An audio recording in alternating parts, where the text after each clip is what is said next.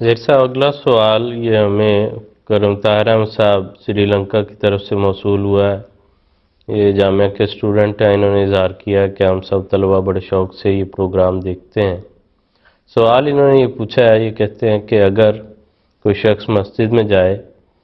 امام نماز پڑھا رہا ہے لیکن اس کی کوئی پچھلی نماز جو ہے اپنی پڑھنے والی رہتی ہے، مثلا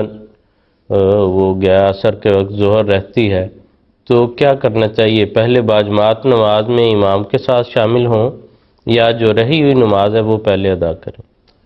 اسے پہلے اپنی رہی ہوئی نماز ادا کرنی ہوگی، پھر اس کے بعد وہ نماز میں شامل ہو سکتا ہے جو باجماعت نماز ہو رہی ہے۔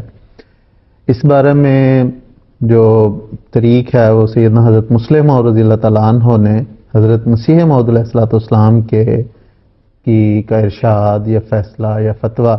روایت کیا ہے، اور اس میں واضح طور پر حضرت مسلم موعود رضی اللہ تعالیٰ عنہ فرماتے ہیں کہ میں نے خود حضرت مسیح موعود علیہ السلام سے یہ سنا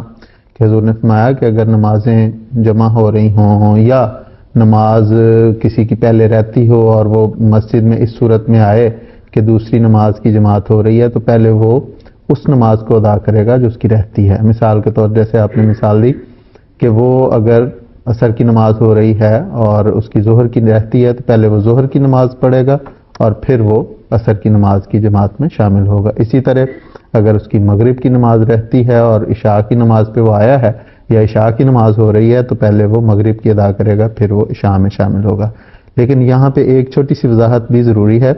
کہ اگر مثال کے طور پہ نمازیں جمع ہو رہی ہیں اور اسے پتہ نہیں ہے، اگر اسے پتہ نہیں چلتا تو پھر وہ جو